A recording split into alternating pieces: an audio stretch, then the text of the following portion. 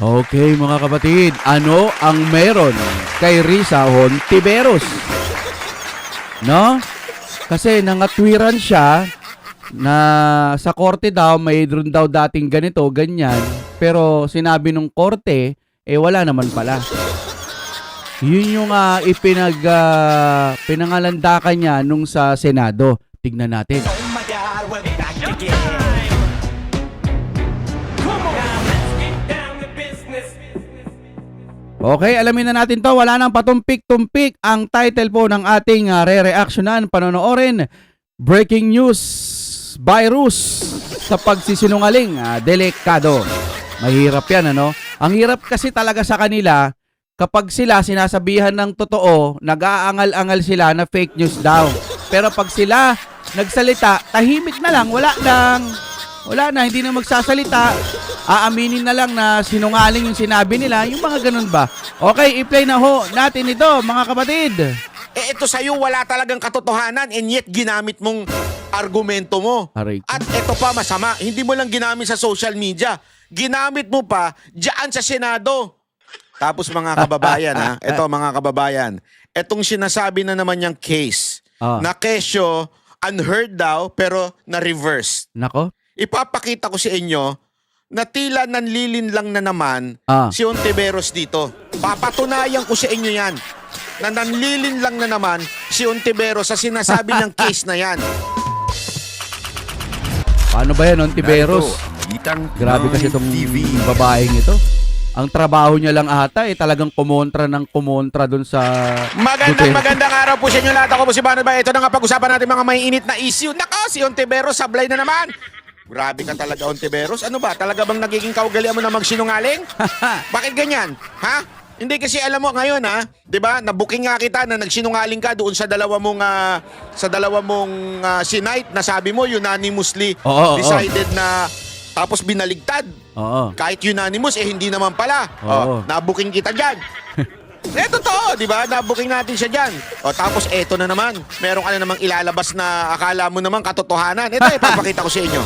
Pero bago po, ang trabaho nila ganyan, no? Mauubos na lang talaga yung panahon nila sa pag-upo nila dyan bilang senator. Mauubos na lang yung oras nila. Wala pa silang napapatunayang maganda para sa bansa. Hindi pa rin sila minamahal ng majority ng mga Pilipino. o mangyari ang mga ganyang klaseng usapan, ulitin lang po natin mga kababayan, baka naman pwede mag-subscribe na po kayo kasi Yes. sa mga nanonood, 52% hindi nakasubscribe. Pero alam nyo nakita ko yung statistics medyo umaangat na po ito. Marami na po ang nanonood na nakasubscribe. Pero kung maaari pa, yung iba pa, yung remaining na nanonood, baka naman pwede hong tayo mag-subscribe. Yes. Okay. Ito na nga, pag-usapan na po natin. Pakita ko sa inyo. Ayan po, Meron siya sinasabing, upon checking again, the many reversal in the League of Cities decisions were not decided unanimously. So inamin niya na fake news siya. Hindi, inamin niya na yung, mantakin mo fake news ka doon mismo sa Senado. Anak naman ng wewe, Dati galit na galit ka kay Mocha. Naalala ko nung galit na galit kayo kay Mocha noon. Kaya nagpapakalat ng fake news. Di ba? Porket nagkamali lang, nagpakalat na ng fake news. Isipin mo yun. Sa social media lang yun, At yun ay honest mistake. It was not to deceive people. It was an... Samantalang ito si Risa, dun pa mismo sa Senado nakikipag-argument siya, no? Yun pala, yung sinasabi niya, aaminin niya rin na fake news. Correct me if I'm wrong, inamin niya ba na fake news? honest mistake using the wrong picture. But it really, meron talagang katotohanan. Ito sa'yo wala talagang katotohanan and yet ginamit mong argumento mo. At ito pa masama, hindi mo lang Grabe, ginamit sa social media.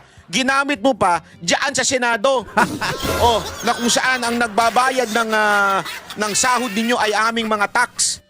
Grabe, wala na ba? Wala na ba sila? Wala na silang maibato sa Duterte, no? Hukay sila dito, hukay doon. Kailangan mapatunayan natin, kailangan ilagay natin yung ganitong dati. Baka sakaling pumayag sila, ganyan. Wala pa rin Wala, halatang hindi mo alam.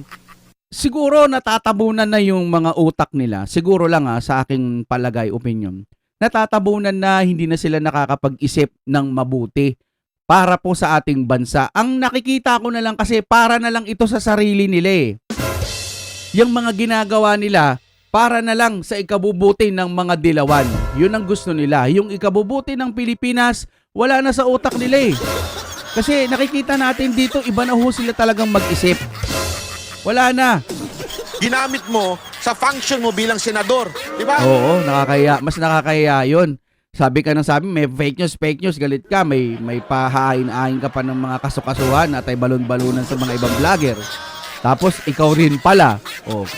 Sana sa mga ibang vlogger din dyan, o sana sa korte, yung korte sana gumawa din ng paraan na kasuhan din ito para magtanda kasi hanggat walang ibinibigay sa kanyang kaso, ang mangyayari niyan, tuloy-tuloy lang yan. Sa susunod, may bago na naman sasabihin. Tama o mali. Kumbaga paulit-ulit lang siya. Wala eh. Ganyan at ganyan na lang po ang gagawin yan. Kung hindi po bibigyan ng aksyon ng korte yan o ipapaliwanag lang ng korte, mali po yung ginagawa niya. Mali yung sinabi niya. Ganun lang no? Okay yun, the best po yun. At least nalaman natin na mali talaga si Honti. Pero mas maganda, dahil sa sinabi mo, inaakusahan mo na ganyan, dapat sa'yo, eto, pak. Ganun sana, no? Para magtanda. Wala sa mga susunod, babanat pa yan. Tatakbo nga atang, yan presidente sa 2028 kahit alam niyang wala na siyang kalaban-laban So, ibig sabihin yan, hindi, ito lang, simpleng-simple, napakasimple lang yan. Ibig sabihin, ikaw talaga ang fake news, di ba? Yan ang totoo.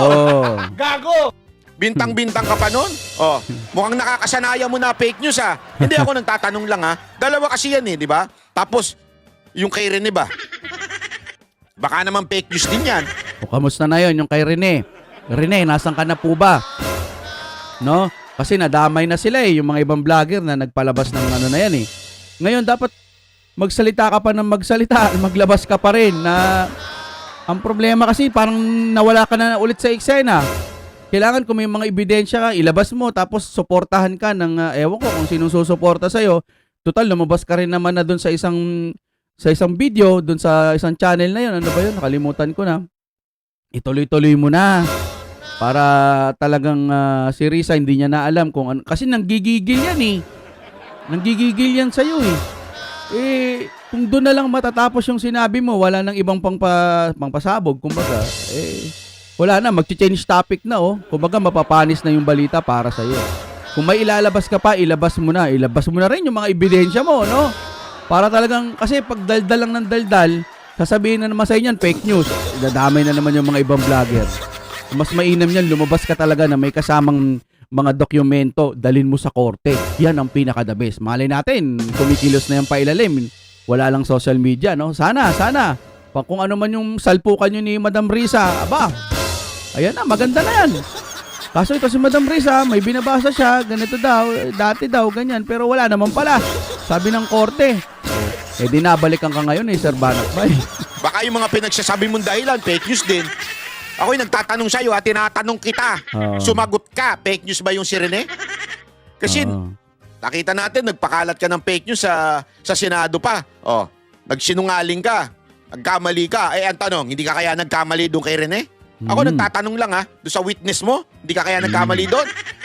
Oo nga, no? Maganda yung sinasabi ni Sir Banat Bay kasi nagkamali ka dito sa binabasa mo Yun yung ginamit mong pagtatalo doon sa o nilatag mo doon sa Senado Hindi kaya kay Rene, nagkamali ka rin, hindi mo alam. Akala mo totoo, yung pala hindi. No. Kasi sabi mo rin sinungaling di ba? Tanong lang, nagpapakalat ka na naman ng maling impormasyon. Ako nagtatanong lang Magdadahilan lang ka pa, this is a reminder that no one is immune. Hindi! I-remind mo sarili mo, wag mo kami idamay. Mali-mali ka. Tapos mga kababayan mga kababayan, etong sinasabi na naman yung case na kesyo unheard daw pero na-reverse. Ipapakita ko sa inyo na tila nanlilin lang na naman si Ontiveros dito. Papatunayan ko sa inyo yan na nanlilin lang na naman si Ontiveros sa sinasabi niyang case na yan. Akala mo kasi ang tao oo lang ng oo sa'yo Yan ang akala mo kung yung mga mga Gen Z mo, oo lang ng oo dahil tatanga-tanga.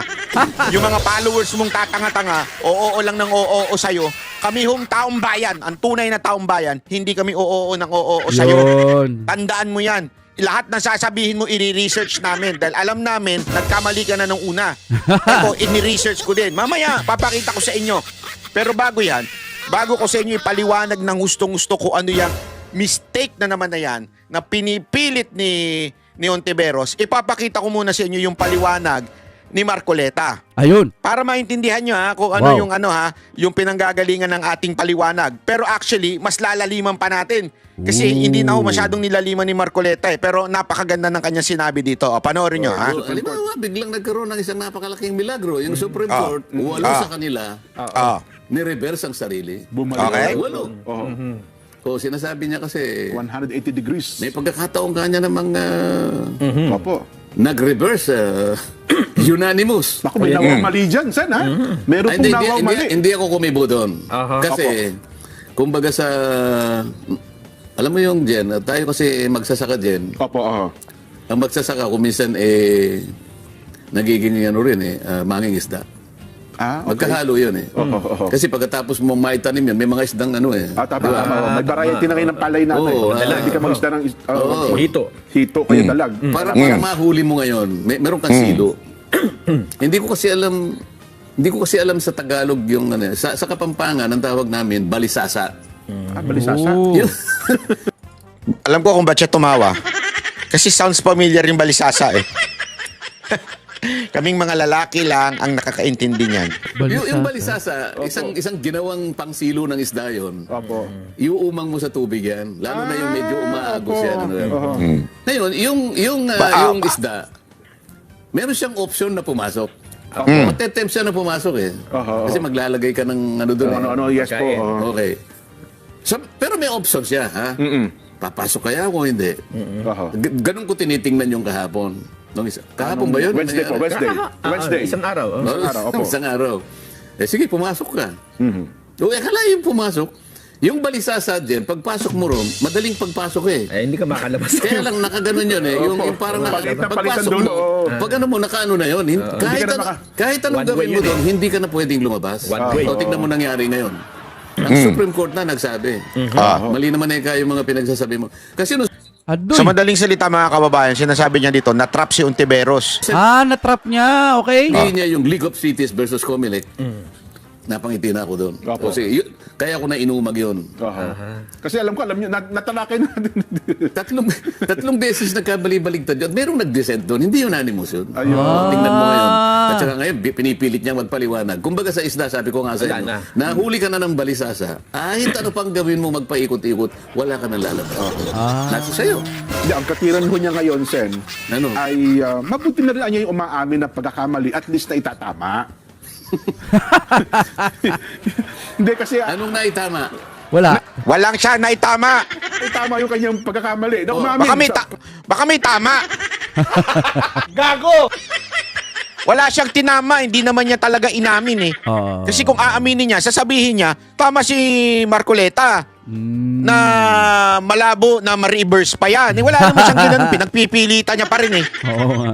pagkakamali. sa Pero mga nanatiling mali. Sa mga tweet, pag-amin mo ng tama ngayon, Oo. Nang mali. Pag-amin niya ng mali. papayag ka ngayon doon sa sinabi ko na wala pang nangyari na gano'n. Yan. Papayag ka. Dapat aminin mo na yung sinabi ko, wala pa akong nakita sa tagal ng pagiging abogado ko. Wala pa akong nakitang ganyan. Isip-isipin mo, nandun yung tatlong karakter na talagang kinatatakutan ng isang abogado. Isip-isipin mo, sasabihin sa iyo ng korte, unconstitutional. Naku, yun lang pa. Mabigat. Dito lang, Oo. talagang palagay ko Bagsak ka na dyan. pati kaluluwa mo, mawawala yun Oo. Meron Pangalawa, void ab initio. Yan, Sabi oh. niya. Yeah. Yes, wala kang Oo. pakialam niya, wala. Dalawa na. Opo, oo. Pagkatapos sinabi niya, violative of due process. Oho. Ay, ano, matindi. Oh. Mag-EMR ka pa riyan? Oo. Meron pa pang-apat. Immediately executor. Kaya nga, dito pa lang sa tatlong ito, patay na Ngayon, sasabihin niya ngayon na, hindi ka niya, may pagkakataon. Ngayon, yung pag-amin niya na mali siya, babalik tayo doon sinabi ko. Wala pa ako nakitang ganyan. Dapat aminin niya rin. Tama si Kong Marcoleta, si Sen Marcoleta. Opo. Yun naman ang gusto kong sabihin niya. Oho. Ay mukhang hindi po, Sen. Mukhang meron pa rin sa mga hinahanap ko eh. Ito, meron siyang statement meron eh. ito. Meron siyang statement po dyan. Meron siyang statement po. Ang sabi niya dito, Oho. Meron pa daw siyang makikita, Sen eh. Nasaan na ba yun? Ayan. Pinakita na natin yan. Statement niya. Yan po. Napaka-importante po kasi nung elemento, yung constitutional, tapos yung void ab initio, at saka yung sa due process hindi nasunod, at yung sabi nga nung isa yung immediately executory. So ibig sabihin yan yung mga elemento na naandoon sa desisyon ng Supreme Court. Oo. 'Di ba? It's a matter of kino-compare mo yung dalawang kino-compare niya. prutas na etong prutas na to, nakakain mo rin ng lahat. Ibig sabihin walang tapon. Kahit buto kinakain mo. Tapos i-compare mo ngayon dito sa isang prutas. Pero dito sa isang prutas magkaiba sila ng elemento, 'di ba? Oo. Sasabihin mo masarap. Masarap din 'to, Anong pinagkaiba? Yung isa maaring healthy, yung isa maaring pag nasobran, hindi. Oo. Iba yung elemento. So ano ibig lang sabihin ni Marcoleta dito? Yung sinasite niya dito, which is yung case ng Agribiotech versus Greenpeace, ay not the same elements with the impeachment of BP Sara. Magkaiba ng elemento. Ang matindi nga dito, alam nyo ba kung tungkol saan ito? Ito sinasabi niya ito na ni-reverse kahit unanimous. Alam mo kung ano tungkol saan to? Sa talong. Itong mga dilawan na to, ang hilig talaga sa saba, sa talong. Gago! Hindi, alam nyo. Ang kulit. So, ibig sabihin, with the importance nung decision, ang layo. Ito tungkol sa pagtetest nung talong at ito yung impeachment. Pwede mo ba paghambigin yun para sabihin na, yes, they're both unanimous, ito na reverse, yung talong na reverse, etong impeachment pwede rin ma-reverse. Yung mga elemento nandito sa impeachment tulad ng void sa simula't simula, yung hindi na Kumbaga nagbigay siya ng example na sa ibang department. Parang ganon. Tapos, ang pangit na nga ng in-example niya na fake news pa siya. nasunod ang due process, yung Ang kulit sinasabi pa na ano ba ito? Unconstitutional. Wala dito sa talong except yung constitutional. Bakit kanyo? Ipapaliwanag ko sa inyo para maintindihan nyo natin. Ito po yung case na yan. Yung biotech na yan.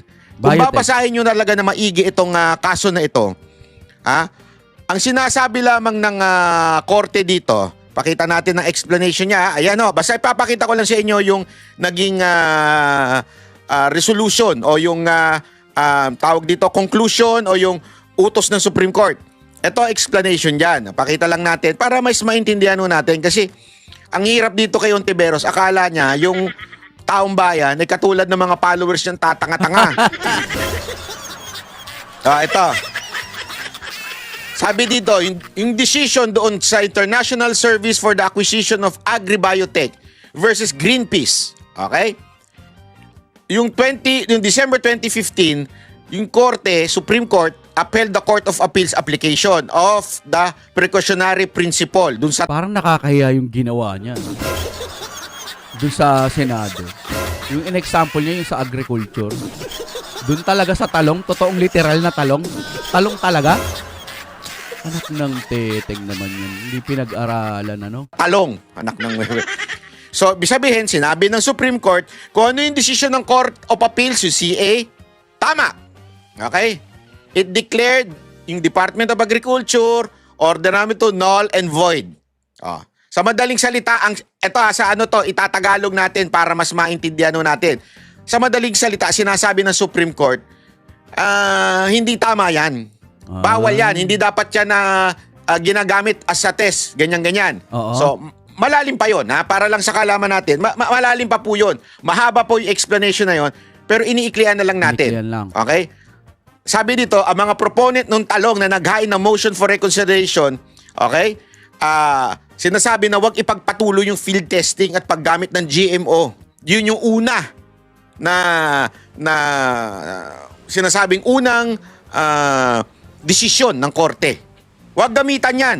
O huwag yan Okay? Tapos, siyempre, nag-motion, nag-MR yung kalaban at sinasabing, ganito. At ang nangyari nun, sabi dito, wala nang saysay yung kaso. Bakit? Tapos na kasi yung field trial. Okay. Tapos na po. Yan yung tinatawag. Kaya kung titingnan ninyo, sabi dito, before the ruling could take full effect, yung BT Talong field trials had already ended. Tapos na. Kaya nga sabi dito, moot and academic na yan. Wala nang saysay, yung desisyon na yon. Kaya ni-reverse na lang ng Supreme Court. Sinabi na, okay. hindi na, okay na yan. Kasi nga, tapos na po. Oo. Yung original decision ay tapos na. Kaya ni-reverse na lang ng Supreme Court. At sinabi ng Supreme Court, ayun o, makikita ninyo dyan. O, basahin nyo ha. Arguing that the case had become moot and is no longer presented an actual controversy worthy of the judicial resolution. Non-judicial na ibig sabihin. Hindi na namin pwedeng pakialaman yan kasi tapos na. Okay. Kaya ni-reverse na yung decision. Wala na. Okay? So, malayong malayo doon po sa nangyari sa sa kaso po ni BP Sara. So, totoo nga ba yung sinasabi ng mga kababayan natin na GPT chat lang yung kausap niya, no? Parang nagse-search sila, no? Parang ganun siguro lang. Hindi natin inaakusahan kasi may nagsasabi doon sa mga memes, no?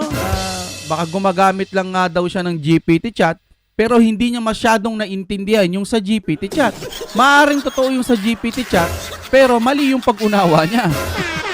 para i-compare mo Ontiveros at pinagpipilita mo, ito unanimous to dati tapos ni-reverse. Kaya ni-reverse yan, una, tapos na. Ayun. Sinabi rin na Supreme Court na aside from the moot and academic na yan, non-judicial na yan. Ibig sabihin, hindi na namin pwedeng pakialaman yan kasi nga tapos na. Utak. Etong sa kaso ni BP Sara Duterte, hindi pa tapos. Oo. Applicable pa ang desisyon ng Supreme Court. So, imposible. Sabi na natin, very, sabi nga ni pangalan nito, ni Marcoleta, you're hoping for hope. Kasi malabo na. You're hoping malabo for yan. Una, unanimous yan. Umaasa kang may pag-asa pa. Sasabihin mo, yung unanimous mo, ibang konteksto naman tungkol sa talong yan. Talong. Wala na tong mga to. Ito na nga yung sinasabi ko kanina, mga kapatid. Kapag ka ikaw, wala kang ibang target, tagang may galit ka lang sa Duterte, alam mo, madudungisan talaga yung pangalan mo kung wala kang gagawin talaga. Sayang, no? Sayang. Ako man, wala naman akong sa mga politika, wala tayong knowledge dyan. Pero pag ako man maupo, yung mga ganyan, kailangan gawin mo na yung pinakamabubuting magawa mo, no? May social media na, oo. Hindi kailangan laging may camera kapag ka tumutulong. Pero pag public servant ka, tama ba yung word na ginamit ko? Pag dyan ka nagtatrabaho, kailangan maipakita mo. May social media naman na Ipakita nyo na nagtatrabaho kayo. Bukod pa doon, kung talagang kinakailangan na may konekta ng pagtulong sa kapwa, edi gawin ninyo. Tapos, yung mga trabaho ninyo bilang isang senador, gawin ninyo. Yun na lang. Kasi ang nakikita ko sa inyo, ang ginagawa ninyo, nag-iisip kayo ng paraan para mapabagsak si BP Sara. Lagi na lang ganun. Nakakasawa na lang na naririnig namin na ganito si BP Sara, kailangan meron siyang ganito, kailangan ganyan. Nakakalimutan nyo na ang totoong kalaban nyo si PBBM. Diba dilawan, kalaban naman talaga si PBBM? Anong ginagawa ninyo?